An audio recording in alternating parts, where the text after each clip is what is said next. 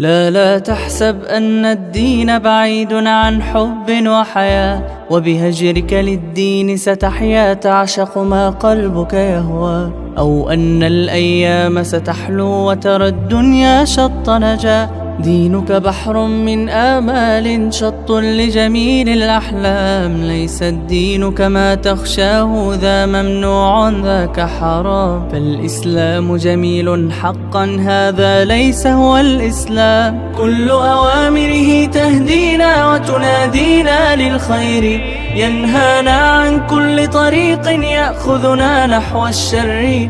فالله رحيم وحليم يدعو دوما للبر. Assalamualaikum warahmatullahi wabarakatuh.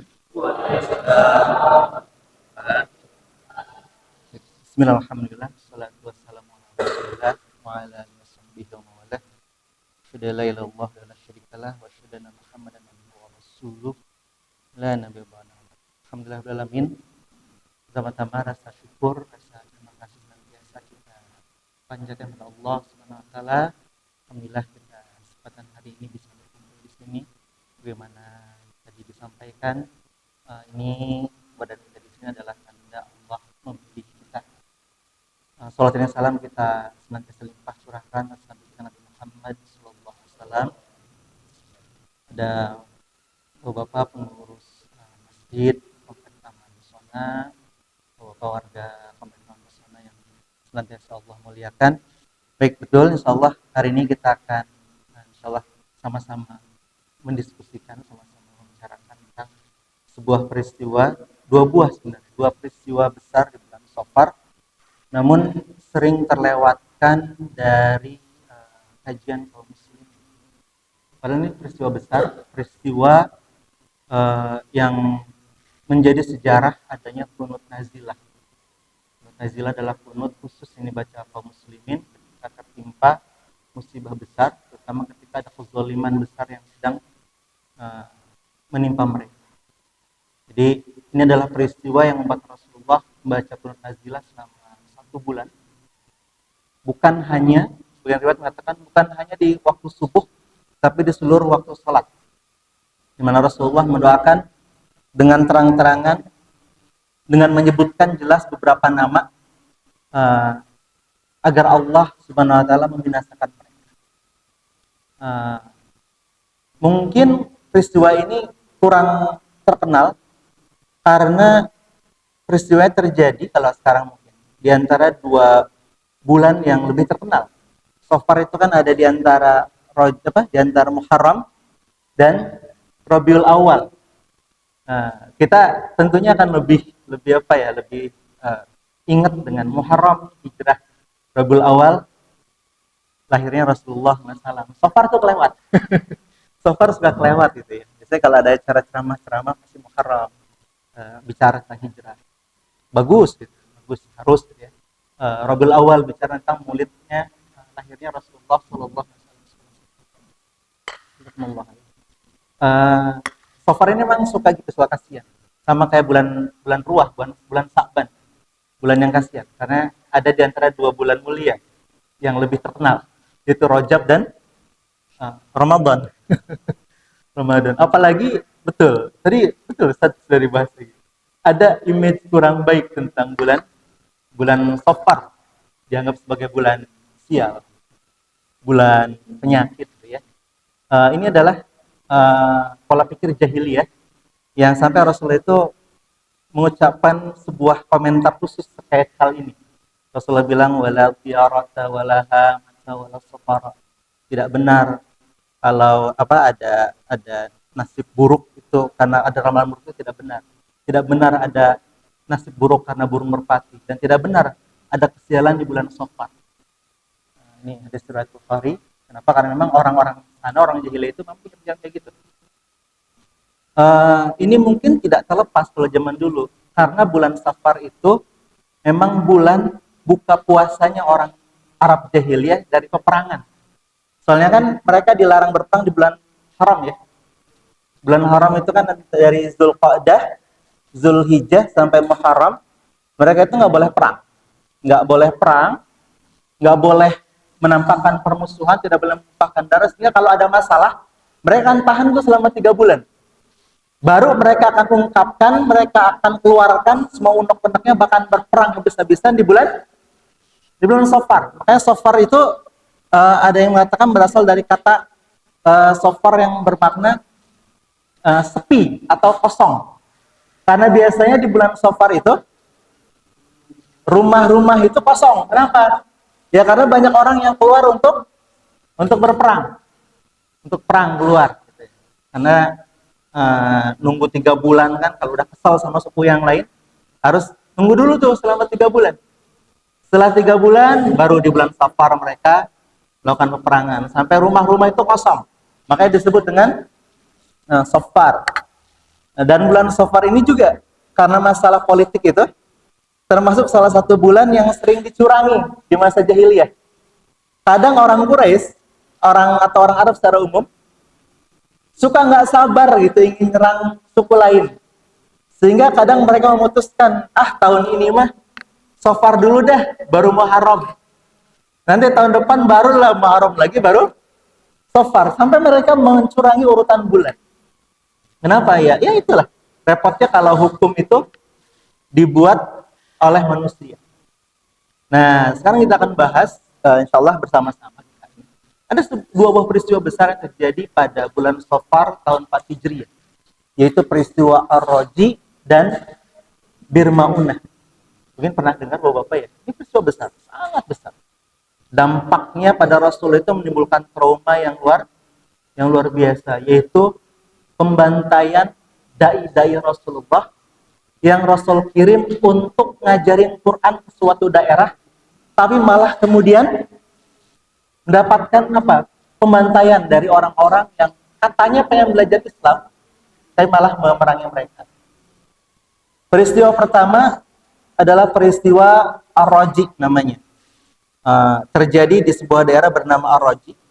Ini berawal dari datangnya beberapa orang dari kabilah Adil dan Qarah.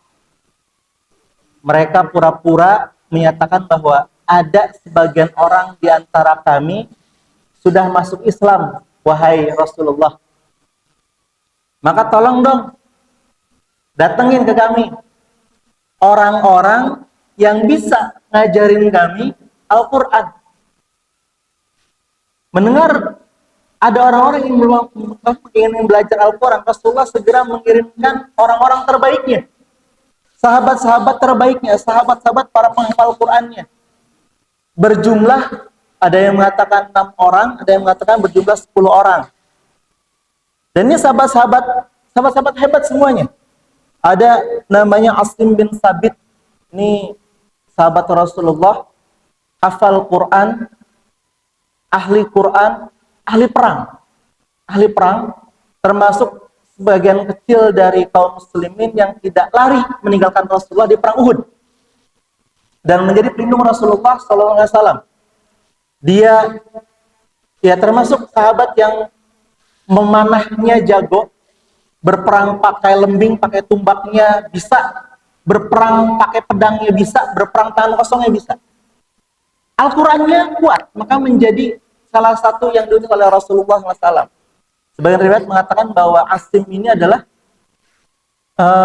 pemimpinnya, dan mengatakan yang memimpin adalah namanya Marsad bin Abi Marsad. Marsad ini juga sahabat luar biasa. Orang yang sahabat yang sangat dekat dengan Rasulullah. Salah satu petikan kisahnya saat perang Uhud, beliau itu satu di antara 3 orang bersama Rasulullah yang joinan naik onta. Kan kendaraannya saat perang Uhud itu sedikit, sehingga ada satu onta itu dipakai bareng-bareng. Bukan berarti ontanya dinaikin bertiga, bukan, atau berdua, bukan. Tapi naik ontanya gantian. Bayangkan Bapak ya, perjuangan Rasulullah bagaimana? Jadi mau perang aja kendaraan itu nggak cukup, jumlah kendaraannya lebih sedikit daripada jumlah orangnya, sehingga naiknya harus gantian. Rasulullah saat itu naiknya gantian dengan 3 orang, itu Rasul, Marsad bin Abi Marsad, dan Ali bin Abi Thalib radhiyallahu anhu. Marsad dan Ali ini palingan. Mereka bilang, kata Marsad itu, saya kasih jatah saya buat Rasulullah.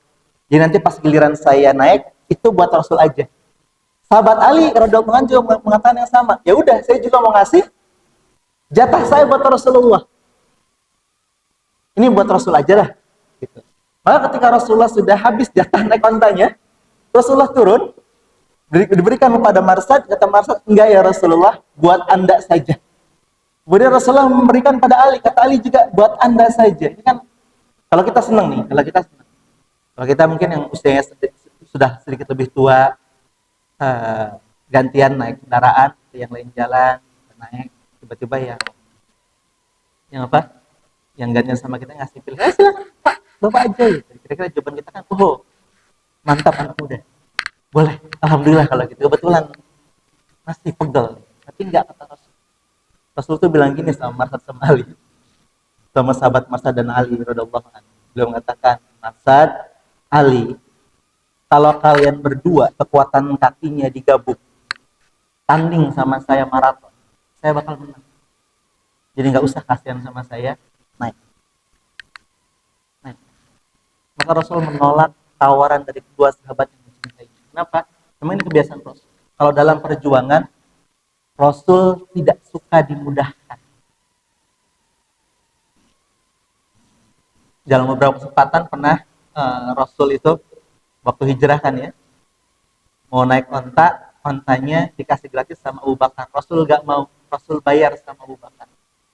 Ya mungkin ini adalah pelajaran teladan dari beliau ketika beliau mengatakan bahwa perjuangan itu pahalanya sesuai dengan capaiannya, sesuai dengan kelelahannya, maka Rasul membuktikannya dengan tidak mau dikasih kemudahan. Kemudian di sini juga ada nama lain seperti Hubab bin Adi. Kita akan cerita banyak tentang beliau, radhiyallahu anhu, luar biasa. Orang yang karomahnya luar biasa. Jadi kalau ada bilang ada karomah, ya sebenarnya di antara para sahabat pun ada kisah-kisah karomah, meskipun tidak banyak mungkin. Ada Zaid bin Dasinah, ada Abdullah bin Tariq. Dikirimlah, ini orang-orang hebat semua. Ahli-ahli Quran Rasulullah dikirim. Sesampainya di sebuah tempat, Masya Allah, yang namanya dakwah itu benar-benar luar biasa. Enggak terbayang sama para sahabat. Sampai di sebuah tempat, namanya Ar-Raji. Tiba-tiba orang-orang Adl dan Qorah ini ternyata sudah memanggil satu kabilah besar, namanya kabilah Huzail. Kabilah memang punya permusuhan dengan Madinah, permusuhan dengan Islam kaum muslim. Tiba-tiba saja ada 100 pasukan panah yang mengelilingi 10 orang sahabat Rasulullah sallallahu alaihi wasallam. Jadi Adl dan Qorah ini nggak suka sahabat muslim, tapi mereka nggak pakai tangan mereka untuk menghancurkan muslim. Mereka pura-pura dekat dengan muslim. Ini pelajaran. Hati-hati ya. Ada dalam sejarah Islam itu kelompok-kelompok yang pura-pura dekat dengan Islam, tapi ingin menghancurkan Islam, namun mereka minjem tangan orang lain. Nah, kalau dalam sejarah ini namanya Adl dan Qorah. Sampai Adl dan Qorah ini jadi kode, Bapak. Kode sandi di perang Khandaq. Saking besar pengkhianatan mereka, dan Rasulullah mengingat pengkhianatan mereka sebagai pengkhianatan yang sangat keji pada kaum muslimin, sampai jadi kode di perang Khandaq. Kan di perang Khandaq itu kaum muslimin diserbu oleh 10.000 pasukan gabungan kan.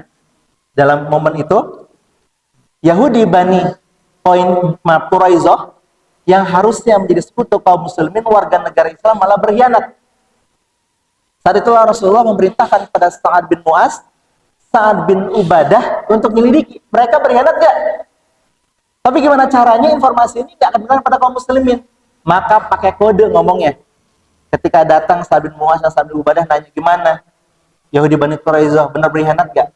Mereka pada kode Adl dan Qorah ya Rasulullah. Maka Rasul langsung bertakbir, Allahu Akbar, kita jemput kemenangan. Nah, ini jadi kode. Akhirnya pasti besar pengkhianatan. Untuk apa mereka sampai segitunya? Ternyata selain benci pada kaum muslimin, mereka Bani Huzail ingin mendapatkan manfaat dari para sahabat Rasulullah itu. Mereka bilang pada sahabat Rasulullah, udah nyerah aja. Kalian kami tangkap, kami amankan kalian, gak bakal kami bunuh. Kami tidak ingin nyawa kalian. Kami itu pengen ngambil manfaat dari kalian. Kami pengen jual kalian sama orang-orang Quraisy. Itu sahabat Rasulullah yang hebat-hebat itu ternyata ya kepalanya itu punya harga yang sangat sangat tinggi. Salah satu orang yang kepalanya paling tinggi harganya adalah namanya Asim bin Sabit. Asim bin Sabit ini tinggi banget sampai orang-orang Arab itu mengincar kepalanya. Dia sempat berperang di perang Uhud, dan di perang itu beliau radhiyallahu anhu mengalahkan 2 anak Sulafah, seorang wanita kaya di Mekah, yang Sulafah ini bersumpah dia dendamnya itu hanya bisa terbalaskan kalau dia bisa minum khamr dengan tengkoraknya Asim, dan dia bilang dia sanggup bayar berapa aja buat orang yang bisa membunuh Asim dan bawa kepalanya pada saya. Ternyata pengen nyawanya para sahabat. Mereka hanya bilang, udahlah nyerah aja. Kita nggak akan apa-apain kali. Asim bin Sabit dan 7 orang lainnya menganggap bahwa oh enggak, kami tidak menerima perlindungan dari kaum kafir, terutama kaum kafir yang jelas-jelas mengkhianati kami. 3 orang lainnya, ini para sahabat berbeda pendapat. Mereka beristihad dengan pemikiran sendiri. 7 orang menarik senjata, 3 orang menyerahkan diri. Jadi dalam perkara ini ya wajar sebenarnya. Ada istihad di antara mereka. Rasul masih ada, tapi di momen itu tidak ada Rasulullah SAW, jauh ada di Madinah. Para sahabat kemudian beristihad dengan pemikirannya sendiri-sendiri. Jadi kalau ada perbedaan pendapat dalam kalangan kaum muslimin, itu hal yang fitrah. Ini dalam keadaan hidup dan mati ini, kaum muslimin bahkan sempat masih berbeda pendapat dan semuanya Allah puji kok. Mereka orang-orang hebat, semua orang mulia semuanya. 3 orang menyatakan, oh ya udah saya ambil pendapat untuk nyerah. 7 orang narik pedang, berperang habis-habisan dan semuanya 7 orang itu meninggal. Yang 3 orang ditawan. Jadi hal biasa. Yang namanya perbedaan pendapat itu hal biasa. Mereka semua menjadi sangat senang, terutama ketika melihat ada orang-orang yang belum nyadar, yang mereka berhasil kalahkan Asim bin Sabit. Senang banget melihat itu. Maka mereka segera mendatangi jenazahnya Asim bin Sabit untuk dipenggal kepalanya. Namun Allah berkehendak orang yang dicintainya ini, orang yang mulia di sisi Allah ini, Allah tidak ingin untuk bisa disentuh, dihinakan jasadnya oleh orang-orang kafir. Datanglah tentara Allah berupa lebah mengelilingi jenazahnya Asim bin Sabit. Orang-orang yang mau mendekat pada Asim itu pada digigitin semuanya. Wah, digigitin mereka. Akhirnya mereka bilang, udahlah, tunggu sore aja, nanti juga sore hilang. Tunggu sampai sore, lebahnya masih belum pergi. Tunggu malam lah, nanti juga malam hilang. Ketika malam ditunggu, lebahnya masih belum hilang. Pagi-pagi mereka lihat, ketika kondisi itu sudah sepi, tidak ada lebah, mereka kembali datang ke sana mencari jenazahnya Asim bin Sabit. Namun jenazah beliau sudah tidak ada. Kalau dalam beberapa buku yang saya baca, dikisahkan bahwa ada riwayat malam itu terjadi banjir yang sangat besar. Bisa jadi Allah menyelamatkan jenazahnya Asim dengan banjir yang Allah tempatkan, Allah hanyutkan ke tempat yang Allah sukai, Allah ridhoi untuk dikuburkan atau mungkin untuk bersemayam di tempat yang Allah ingin. Masya Allah. Bagaimana dengan 3 orang sahabat Rasulullah yang lain? Ada Abdullah bin Tariq, ada Zaid bin Dasinah, ada Hubab bin Adi. Ketika sudah diikat, saat itulah Abdullah bin Tariq menyadari bahwa oh ini sih bukan penyelamatan, ini bohong, ini dusta. Pastinya kami akan dihabisi juga nanti di sana. Akhirnya dia melawan dan kemudian dibunuh. Hanya tersisa 2 orang, yaitu Hubab bin Adi dan Zaid bin Dasinah. Nah, Hubab bin Adi ini dibeli oleh Bani Haris nanti untuk apa? Untuk disiksa dan dibunuh. Sementara Zaid bin Dasinah dibeli oleh Sofwan bin Umayyah.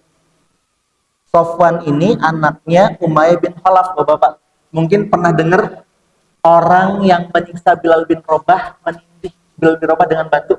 Itu namanya Umayyah bin Khalaf. Umayyah bin Khalaf ini kafir Quraisy, musuh besar Rasulullah, yang nanti akan meninggal, yang saat itu sudah meninggal di perang Badar, dibunuh sama Bilal bin Rabah. Namun kenapa dendamnya sama Zaid bin Dasinah? Karena Bilal itu berhasil membunuh Umayyah bin Khalaf. Sebabnya karena Umayyah bin Khalaf terluka saat bertarung melawan Zaid bin Dasinah. Itulah kenapa, karena nggak tembus si Bilalnya, ada yang Zaid bin Dasinah, Safwan bin Umayyah kemudian mengambil Zaid bin Dasinah. Dibeli buat apa? Disiksa, dibunuh. Dibawalah Zaid bin Dasinah itu ke sebuah tempat namanya Tan'im. Orang-orang Quraisy itu kan sadar sebenarnya mereka itu. Mereka sadar bahwa Mekah itu tanah haram, tidak boleh menumpahkan darah yang bukan haknya di tanah haram. Cuman ya itu, mereka akalin. Akhirnya mereka bunuh Zaid bin Dasinah itu di mana? Di Tan'im. Kalau Bapak pernah umroh, tempat ngambil niat umroh paling dekat, kalau misalnya umrohnya lebih dari sekali di Mekah itu salah satunya kita keluar dulu kota Mekah, dan tempat keluar kota Mekah yang paling dekat namanya Tan'im. Nah itu udah di luar tanah haram. Di sanalah Zaid bin Dasinah itu kemudian dikerubungin banyak orang, Masya Allah. Ini dai-nya Rasulullah SAW, dikerubungin banyak orang, dibenci. Banyak orang hadir di situ, meneriaki namanya, minta dia disiksa, minta dia dibunuh. Dibenci. Saat itu Islam belum menang, orang-orang belum masuk ke dalam Islam, maka posisinya Islam seperti suatu hal yang sangat dibenci. Ketika pelakunya, pendakwah yang ditangkap itu kayak hina banget, diteriakin, diiris tubuhnya dikit-dikit dari benda sinah itu. Sampai kemudian Abu Sufyan bertanya pada siapa? Pada Zaid, wahai Zaid, aku bertanya padamu atas nama Allah. Jadi nanya atas nama Allah. Karena orang Quraisy itu, termasuk Abu Sufyan itu, percaya adanya Allah. Kesalahan terbesar mereka itu bukan tidak percaya Allah, tapi karena percaya pada Allah dan juga percaya pada selain Allah. Inilah yang disebut dengan orang-orang musyrik. Jadi masalah dakwah zaman dulu itu agak beda dengan zaman sekarang. Kalau zaman sekarang levelnya agak naik. Bukan cuma musyrik, ada namanya agnostik, ada namanya ateis. Dakwahnya agak repot kalau sekarang. Ada sekumpulan orang yang gak percaya sama Tuhan. Jangan sama Allah, sama Tuhan. Gak percaya. Bahkan ada orang yang percaya Tuhan, tapi gak percaya agama. Yang bahwa, Tuhan itu ada, tapi yang namanya agama itu kalangan manusia, namanya orang-orang agnostik. Tuh di kampus saya beberapa kali diskusi sama teman-teman yang ngaku agnostik. Allah alam benar agnostik atau enggak. Dia bilang, saya nggak ateis, saya agnostik. Kita ngobrol, kita diskusi. Dan kesimpulan mereka adalah mereka menganggap bahwa itu rasa bahwa agama itu karangan orang aja. Tuhan itu ada, tapi agama itu karangan orang. Hebat dakwahnya. Karena itu ada di level yang jauh lebih berat lagi dengan dakwah kita. Abu Sufyan itu percaya, makanya mengatakan pada Zaid bin Dasinah, aku bertanya padamu atas nama Allah. Senang nggak kamu itu? Kalau sekiranya yang ada di sini itu Muhammad, sementara kamu itu lagi kumpul sama keluarga kamu. Jawaban Zaid bin Dasinah, demi Allah, kata dia, nggak ada ceritanya saya itu bakal senang meskipun saya berkumpul dengan keluarga saya. Lalu saya mengetahui bahwa Rasulullah tertusuk duri yang paling kecil sekali. Nggak, mending saya yang ada di sini. Dari situlah Abu Sufyan mengatakan bahwa saya nggak pernah melihat ada orang yang lebih mencintai seseorang daripada para sahabat Muhammad mencintai Muhammad. Dibunuhlah Zaid bin Dasinah. Bagaimana dengan Khubayb bin Adi? Ini orang luar biasa. Dia lama di penjaranya karena agak ragu, yang ngebelinya itu agak ragu apakah mau dibunuh atau dijadikan budak saja. Sampai kemudian banyak cerita tentang Khubayb bin Adi.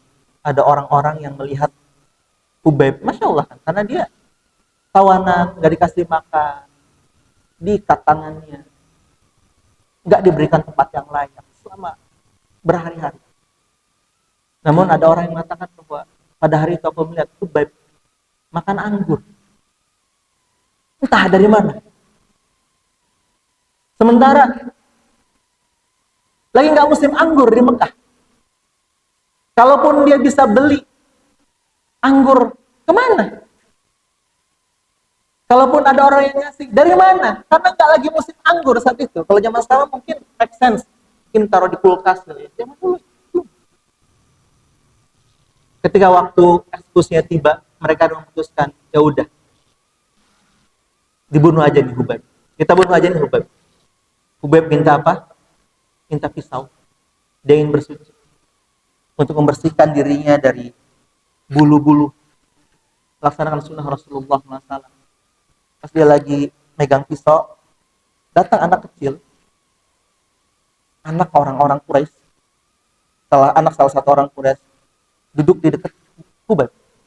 Itu bikin ibu-ibu teriak semuanya, teriak, takut. Logikanya kan, Khubayb ini tawanan.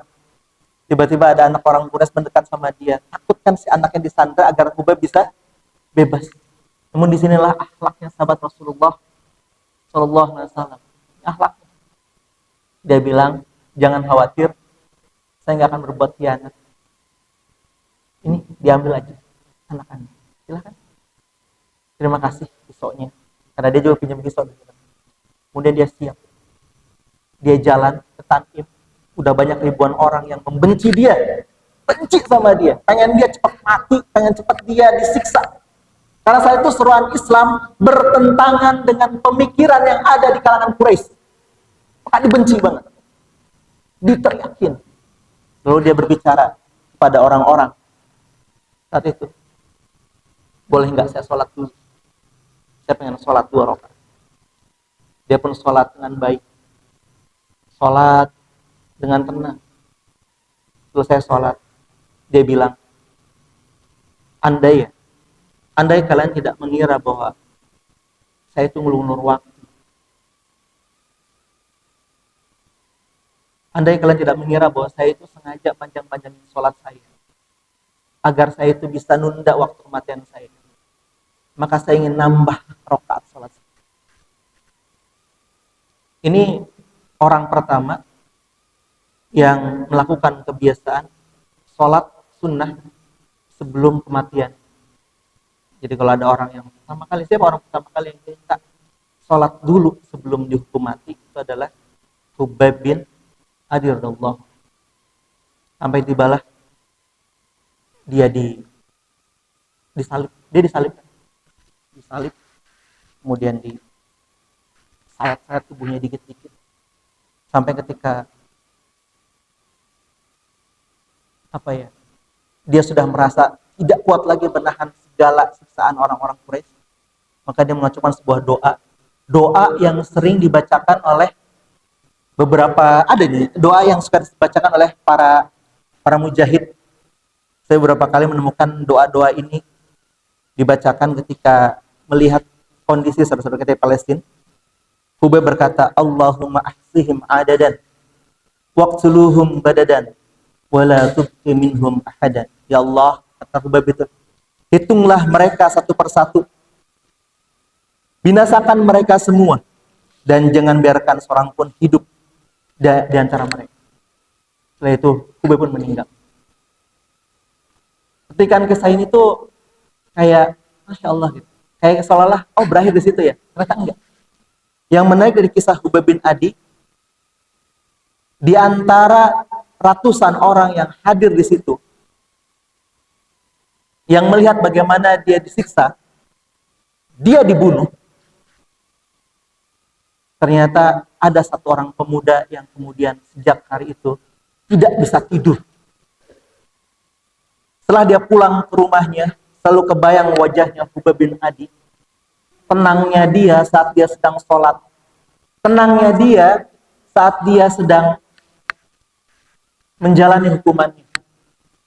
Sampai kemudian si pemuda itu pun menyatakan keislamannya di depan orang-orang Quraisy hijrah. Namanya adalah Sa'id bin Amir al-Jumahi, salah satu sahabat besar Rasulullah Sallallahu Alaihi Wasallam yang kelak di masa Umar akan menjadi seorang gubernur Hims yang level kejuhudannya itu selevel dengan Umar bin Khattab radhiyallahu anhu. Umar itu pernah bingung saat minta daftar orang miskin di Hims. Hims itu kota di Syam yang pernah menjadi ibu kota Romawi. Berarti kotanya kaya. Tapi Umar pernah minta list orang-orang miskin di Hims. Ternyata dia kaget. Ada nama Sa'id bin Amir. Dia nanya, apakah ini gubernur kalian? Iya. Ternyata gubernur kalian miskin. Paling miskin di antara kami. Maka Umar ngasih uang 100 dinar. Sampai uangnya ke rumah Sa'id bin Amir, diterima sama Sa'id bin Amir. Sa'id bin Amir langsung mengatakan, Inna lillahi wa inna ilaihi raji'un. Istrinya yang ada di dapur kaget. Saya dengar itu, saya mengatakan, apakah ada apa ya suamiku? Apakah Amirul Mukminin meninggal? Karena kan baru ketemu Umar, langsung bilang inna lillahi. Sa'id bin Amir mengatakan, enggak istriku. Ada yang lebih buruk daripada meninggalnya Umar bin Khattab. Ada apa? Ada fitnah masuk ke rumah kita. Kata istrinya, buang, singkirkan. Baik, bantu saya dong.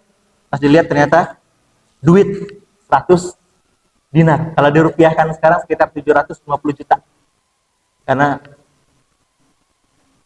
750 juta dengan kurs 1 dinar itu kan 4,25 gram emas. Emas sekarang 1.800.000.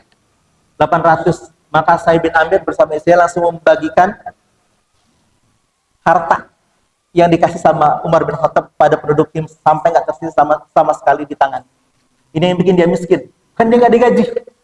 Bukan dia nggak dapat duit, tapi setiap kali dia dapat duit dia akan bagikan pada rakyatnya. Ya, yang nggak ada. Kalau sekarang nggak ada, yang kayak gini nggak ada. Sahabat besar ini, sahabat mulia ini masuk Islam karena melihat kematian Hubab bin Adi. Jadi luar biasa Hubab itu. Ini dai-nya Rasulullah luar biasa. Jangan hidupnya, matinya dakwah. Matinya bisa bikin orang masuk Islam. Masya Allah. Habis semua dai Rasulullah yang 10 orang. Sedih Rasulullah. Dalam kesedihan Rasulullah Sallallahu Alaihi Wasallam datang orang lain lagi. Kali ini dari Bani Amir. Namanya Amir bin Malik. Namanya Bara. Abu Bara Amir bin Malik. Datang ke Madinah. Ngasih hadiah sama Rasulullah. Ngedeketin Rasulullah SAW. Rasulullah melihat dia tulus. Dia tulus. Rasulullah tawarin masuk Islam. Saya nggak mau terima hadiah kamu. Kamu masuk Islam dulu deh. Kata Abu Bara, karena dia ngerasa pemimpin kaumnya, dia ngerasa nggak aman kalau dia masuk Islam sebelum kaumnya. Nah, berarti ada yang nggak beres dengan kekhawatirannya. Dia bilang, saya belum siap, ya Muhammad. Tapi boleh deh kalau ada dai kamu dikirim ke kaum saya, nanti biar dakwah di sana. Rasulullah yang baru saja kehilangan 10 sahabat yang mengatakan, tapi saya takut kaummu akan menyakitinya. Kata Amir bin Malik, enggak. Saya jamin keselamatan mereka. Maka Rasul mengirim orang yang sedikit lebih banyak, itu 70 orang.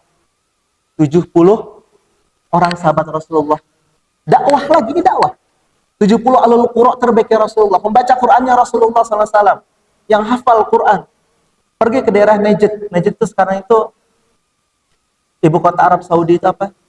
Riyadh. Daerah sekitar situ. Sesampainya di sebuah tempat namanya Bir Ma'unah. Ada satu sahabat Rasulullah itu yang Masya Allah dakwahnya itu luar biasa. Targetnya Bani Amir. Tapi dia sepanjang jalan, tiap kali lewat satu tempat, dia dakwah. Namanya Haram bin Milhan. Bawa surat Rasulullah, surat keterangan Rasulullah dan Amir bin Malik bahwa dia dilindungi Amir bin Malik. Namun naas, dia kemudian bertemu dengan seseorang yang sangat benci pada Rasulullah. Salah satu ketua suku yang sangat benci sama Rasulullah. Padahal ini ponakannya Amir bin Malik, namanya Amir bin Tufail. Jadi Amir bin Tufail ini sangat benci pada Rasulullah. Dia tanpa khawatir karena ngerasa sudah dilindungi sama Amir bin Malik, Haram bin Milhan ngasih surat Rasulullah. Sebenarnya udah ada gejala-gejala kalau dia benci banget. Amir bin Tufail ini tidak mau ngelihat sama sekali. Surat Rasulullah nggak dibuka sama sekali. Dia malah ngasih kode sama temannya dari belakang, mengendap-endap, lemparkan tumbak pada Harun bin Milhan, sampai kemudian Harun bin Milhan itu dikagetkan dengan sebuah tombak yang keluar dari dadanya. Kata yang keluar dari lisan Harun bin Milhan bukan aduh. Dia mengatakan, Allahu Akbar, ustu warabul Ka'bah. Allahu Akbar, aku beruntung, aku berhasil. Wahai Allah, Tuhan pemilik Ka'bah. Meninggal di situ. Amr bin Tufail kemudian merasa bahwa ini saat yang membunuh keluarganya, saudaranya Muhammad. Dia bilang sama Bani Amir, yuk, kata Bani Amir, enggak deh, kita enggak berani. Karena Abu Bara, Amir bin Malik sudah bikin perjanjian sama mereka. Bikin perjanjian sama mereka. Enggak putus akal. Si Amr bin Tufail kemudian ngomong sama tetangganya namanya kabilah Sulaim. Yuk kita habisi sahabat Rasulullah, sahabatnya Muhammad. Maka datang ratusan orang mengepung orang-orang yang ada di sana, membantainya, menghabisinya. Tidak tersisa kecuali ada 2 orang yang selamat. Yang pertama namanya Ka'ab bin Zaid, selamat karena dikira sudah meninggal. Dia sudah dalam keadaan sekarat tertusuk tombak, ternyata Allah berkehendak dia masih hidup. Yang kedua namanya Amir bin Umayyah ad-Damri. Dia gak disakiti karena ternyata ibunya berasal dari kabilah Mudor yang punya hubungan baik dengan kabilahnya si Amir bin Tufail. Dipulangkan, cuma di jalan dia ketemu dengan kabilah Bani Amir. Kabilah Bani Amir berbuat baik sama dia, tapi sama sahabat Rasulullah ini, sama siapa namanya, Amir bin Umayyah, malah dibunuh. Ini membuat Rasulullah harus membayar denda karena membunuh orang yang punya hubungan baik dengan negara Islam saat itu. Inilah yang nanti akan menjadi awal terjadinya perang dengan Yahudi Bani Nadir. Karena nanti Rasulullah akan minta bantuan pada Bani Nadir untuk bayar diat. Bani Nadir yang lihat Rasulullah dari kampungnya malah berdiat membunuh Rasulullah Sallallahu Alaihi Wasallam. Jadi memang sejarah itu nanti akan berkaitan. Perang Bani Nadir nanti akan berkaitan dengan perang Hondak. Nanti perang Hondak akan berkaitan dengan perang Yahudi Bani Quraisyah, dan perang Yahudi Bani Quraisyah nanti akan berkaitan dengan Futuhat Islam yang pertama, yaitu penaklukan Khaybar. Kalau sejarah itu nanti itu berkaitan. Dari 70 orang sahabat Rasulullah, hanya 2 orang yang selamat. Sedih Rasulullah, sangat sedih. Sangat sedih. Sampai kemudian Rasulullah Sallallahu Alaihi Wasallam itu membacakan qunut nazilah selama 30 hari. Meskipun kalau kita lihat, ternyata para sahabat Rasulullah yang meninggal itu senang, bahagia. Ini wajar karena memang dalam Al-Quran Allah mengatakan wala tahsabanna alladzina qutilu fi sabilillahi amwata bal ahya'un 'inda rabbihim yurzaqun. Jangan kata Allah, jangan kamu mengira bahwa orang-orang yang gugur jalan Allah itu mati. Sebenarnya mereka hidup dan dianugerahi rezeki dan di sisi Tuhan. Jadi mereka itu ahya dan yurzaqun. Sengaja Allah itu menyandingkan 2 kata ini, 2 kalimat ini sebagai motivasi bagi orang-orang agar tidak takut berjuang di jalan Allah meskipun resikonya mati. Kan orang kenapa sih takut mati di jalan ketika harus berjuang di jalan Allah? Karena takut kehilangan hidup. Makanya Allah bilang, mereka nggak mati, mereka hidup, mereka ahya dan yurzaqun. Sekaligus jadi pelajaran buat kita gitu. Kita mungkin di sini mungkin ahya, hidup itu, tapi nggak sedih dari kita la yurzaq ila qalilan. Iya, hidup, tapi rezekinya mungkin sudah mulai dikit. Kayak saya sekarang udah nggak bisa minum kopi di pagi hari, langsung kenapa? Allah tarik rezeki, Allah tarik kesenangan dunia, ngingetin gitu, ngingetin bahwa ada kebahagiaan yang lebih besar. Itu syahid di jalan Allah SWT, di mana mereka itu di sana ya seperti orang yang hidup. Kalau di hidup senangnya minum kopi di sana, minum kopi, kumpul sama teman-teman di sana, kumpul sama teman-temannya. Apa yang dikhawatirkan dunia? Masya Allah, dunia itu dikit-dikit. Rezeki kita sudah mulai diambil sama Allah. Mungkin kalau yang udah punya sakit, penyakit, ahya, hidup, rezekinya, bukan rezekinya, hartanya banyak, tapi yang bisa masuk dalam tubuhnya nggak banyak. makan ini nggak boleh, makan itu nggak boleh. Allah tunjukkan. Nggak gitu dengan orang Indonesia di jalan Allah. Mereka ahya dan juga apa? Inda rabbihim yurzaqun. Tentunya rezeki yang ada di sisi Allah itu jauh lebih baik. Inilah wajar, hal yang wajar dengan hal ini, dengan janji ini. Orang seperti Haram bin Milhan ketika mengetahui dirinya terbunuh, dia malah mengatakan fustu warabbul Ka'bah. Namun apa yang dilakukan Rasulullah SAW juga menjadi pelajaran untuk kita, bahwa bukan berarti ketika sahabat-sahabat kita syahid, saudara-saudara kita syahid, kita harus mengelus dada dan mengatakan enggak apa-apalah, mereka senang. Sahabat-sahabat saudara-saudara kita di Palestina, mereka lebih beruntung daripada kita, dapat yang jaminan surga yang lebih baik daripada kita. Tapi di luar janji Allah tersebut, Rasulullah menunjukkan pada kita sebagai seorang muslim, hendaknya kita berduka sebagaimana Rasulullah SAW berduka selama 1 bulan. Padahal pembantaiannya 1 hari. Udah selesai dukanya 1 bulan. Palestina itu sampai sekarang masih berduka, sampai sekarang masih dibantai. Tapi doa kita mungkin sudah berhenti. Ya demikian, pas ya, mohon maaf. Mudah-mudahan nanti di kesempatan lain bisa dipersingkat. Subhanallah. Alhamdulillah, saya kembalikan pada moderator.